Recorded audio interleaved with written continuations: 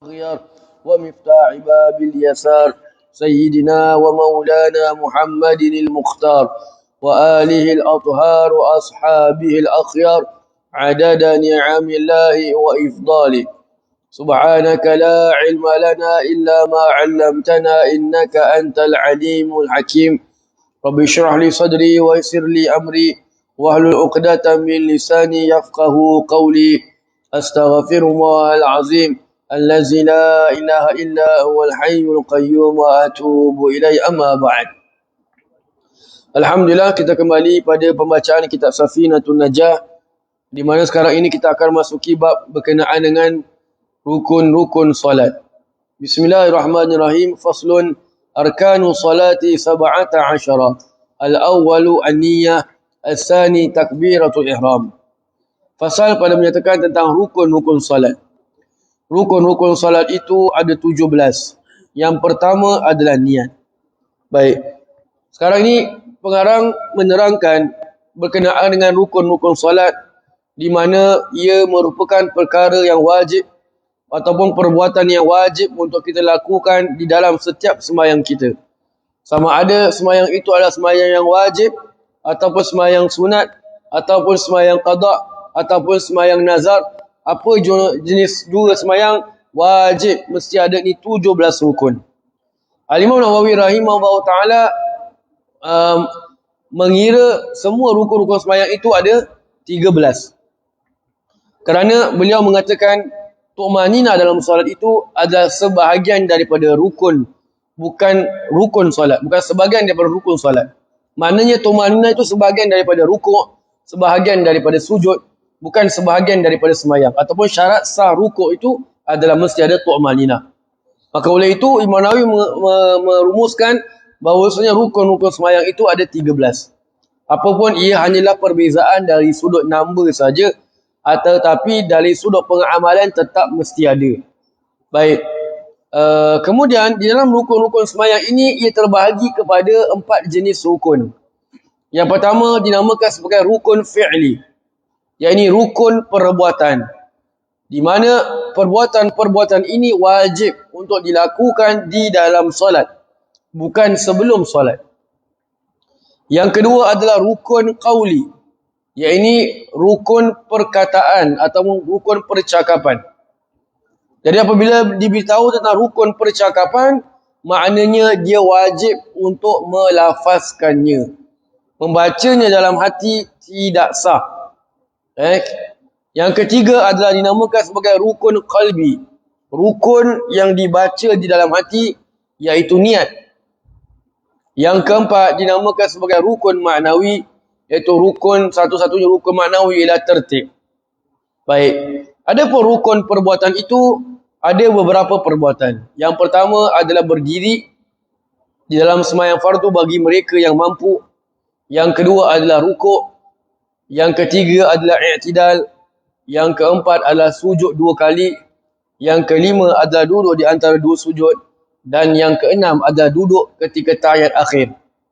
Ini dinamakan sebagai rukun fi'li, rukun perbuatan. Tiap-tiap daripada perbuatan-perbuatan ini wajib ada tu'manina. Kita akan lalu nanti buat tu'manina nanti. Kemudian rukun qauli juga pula ada 5. Yang pertama adalah takbiratul ihram. Yang kedua adalah al-Fatihah. Yang ketiga adalah membaca tahiyat akhir. Yang keempat adalah berselawat ke atas Nabi SAW di dalam tahiyat akhir. Dan yang kelima adalah memberi salam yang pertama. Jadi ini semua rukun-rukun qauli, rukun-rukun percakapan wajib untuk dilafazkan. Tak lafazkan di mana orang yang dekat atau diri kita sendiri tak boleh dengar bacaan kita, maknanya kita lafazkan dalam hati, maka hukumnya tidak sah. Baik. Jadi ini dinamakan sebagai jenis-jenis rukun. Kemudian kita pergi kepada apa yang dikatakan oleh pengarang di sini, al-awwalu an-niyah. Yang pertama sekali adalah niat. Jadi bila kata niat tu bermakna niat dilakukan di dalam hati.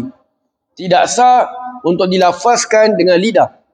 Melainkan kalau ia dilakukan, dibaca sebelum kita melafazkan takbiratul ihram.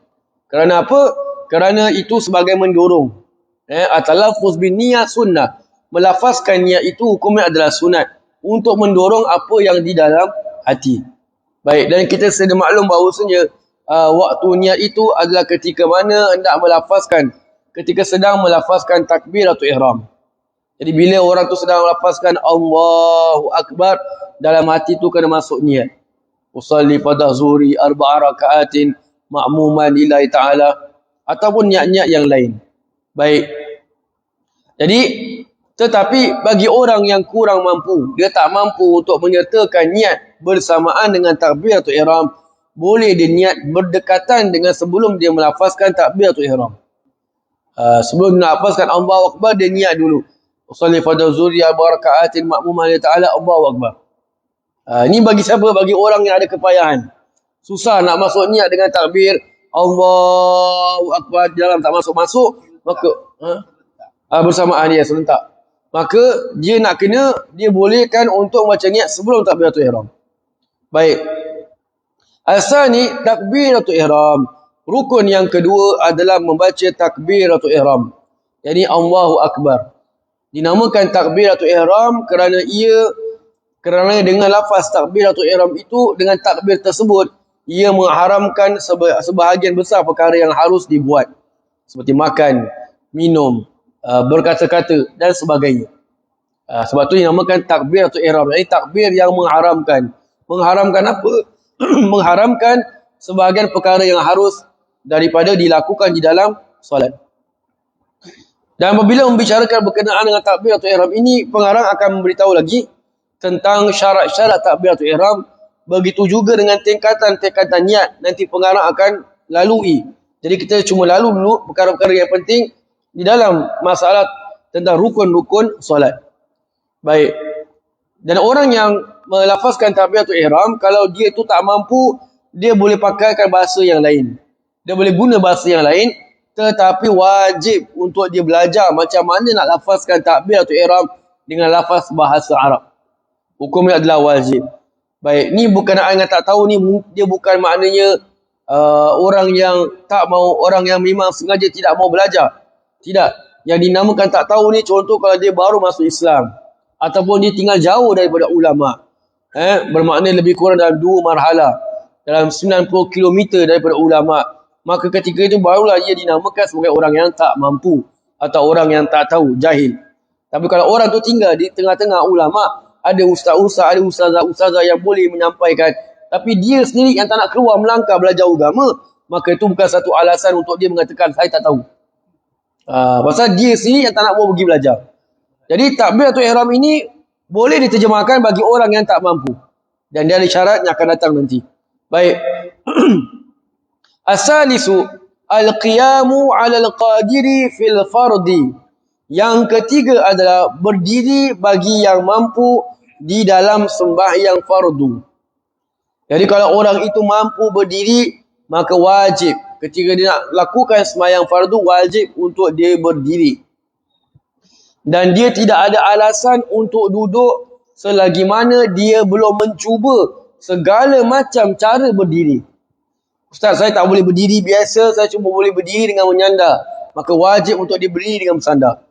Ustaz, saya tak boleh berdiri dengan macam biasa, tak boleh berdiri dengan bersandar, tapi saya boleh berdiri dengan membungkuk. Maka wajib untuk dia berdiri dengan membungkuk.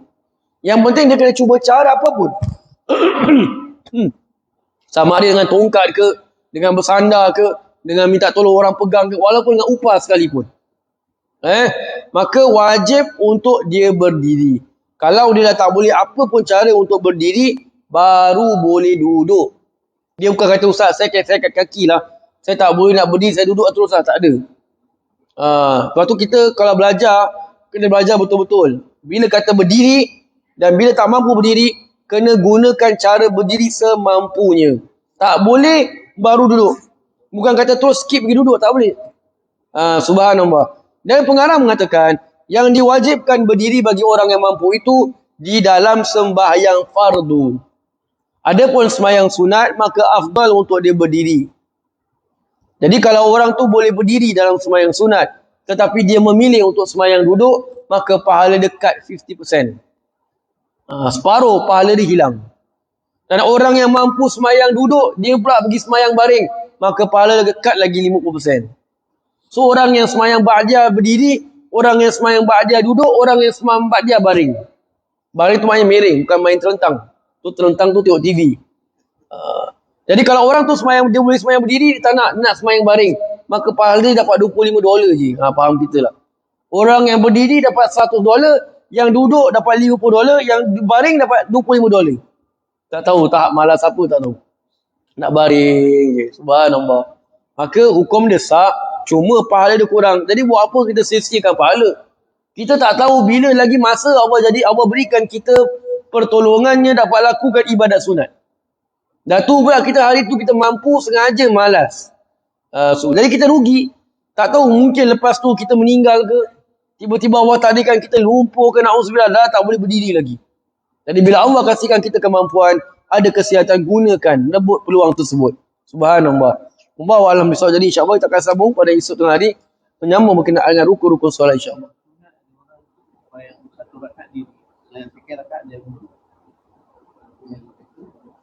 Boleh tapi sunnah, wallahu a'lam.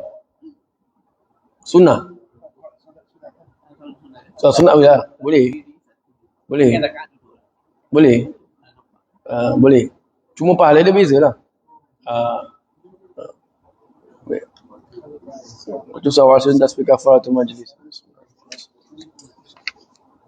Subhanallah. Sallallahu alaihi wasallam. آمين آمين آمين يا رب العالمين. ربنا تقبل دعاءنا وأعمالنا وصلاتنا إنك أنت السميع العليم وتب علينا يا مولانا إنك أنت التواب الرحيم. دعواهم فيها سبحانك اللهم وتحياتهم فيها سلام وآخر دعواهم الحمد لله رب العالمين. تقبل الله منا ومنكم.